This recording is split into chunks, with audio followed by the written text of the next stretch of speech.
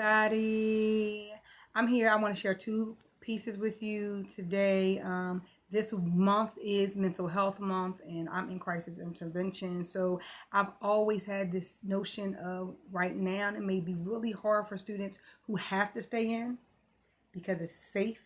It may not be safe for everybody. Okay, there's a lot of students who are watching abuse, who are being abused, and that's a scary feeling. The thought process of students are actually home every day, all day, because they say we can't go out. And what is their mental health situation like? So I want to share these two pieces. It just weighs heavily on my heart. And at the same time, I want to give a shout out to my mom for just being so supportive and making the suggestion to turn one piece into two. To all my colleagues and my great friends for giving me the critical feedback, and for Rebecca for always editing. So I definitely appreciate that. Okay. I don't know them, so I need you to bear with me, please. All right. School is more than a learning tool. It is survival. You tell us to teach at a distance and stay in during this time, and I'm speaking to the education system put in place in reference to the COVID-19. Expecting parents to help their children when they can't even help themselves. We laugh at parent memes. I mean, I am that person that thinks it's funny to hear parents teaching their children math and don't understand what the X factor is. 2020 quarantine, social distancing, somewhat isolation. Well, I'm in education crisis intervention, and staying in may not be so safe. Students watching domestic abuse, their moms getting punched in the face, slammed against walls, and locked in rooms. Hearing the smack across the face as the words "shut the" are heard, "I'll kill you." You think I care about you? I don't. You while the door slams. Kids scared to rush in to see if mama's okay, since she's always told them, stay in a safe place. You don't deserve to see this. And in their minds are thinking the same. And understanding that abuse can be a subtle thing and may not always look the same. Ignoring the kids on a continuous basis, not meaning to, but parents trying to think through this money crisis, where their next meal may come from, or can I pay this bill at the end of the month, is getting a little stressful for some.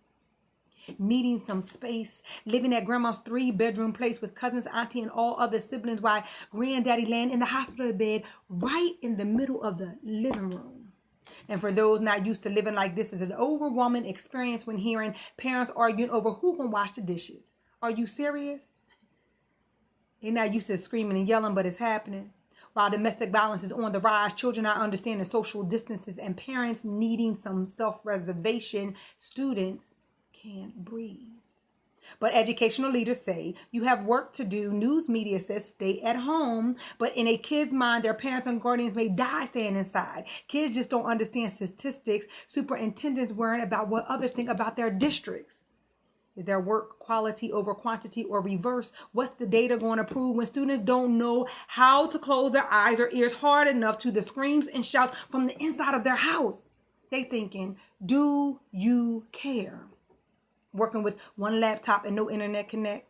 And what about our social emotional learners? Considering their social is emotional, so how are they learning? And we have the nerve to ask them about some packets. Watching their real life fighting up close and personal, no food to eat is isolation. Using their school stomach is greed to their parents because their parents not used to them eating at home. Homelessness is real to some, and I dare not talk about no soap or water to wash this virus away. Some are home watching their siblings grow, trying to protect them from what they know, teaching them to survive when mama or daddy is away, or in their room, trying not to cry in front of them because they are stressing. Physical, mental, social, and all other abuse is not a movie for some. Getting smacked and punched is a real home epidemic that they can't help to go through, and they have no Monday through Friday from 8 to 3 to run to. No eyes on their wounds, no hugs or good morning or afternoons, wishing they get caught in the halls just so someone will listen.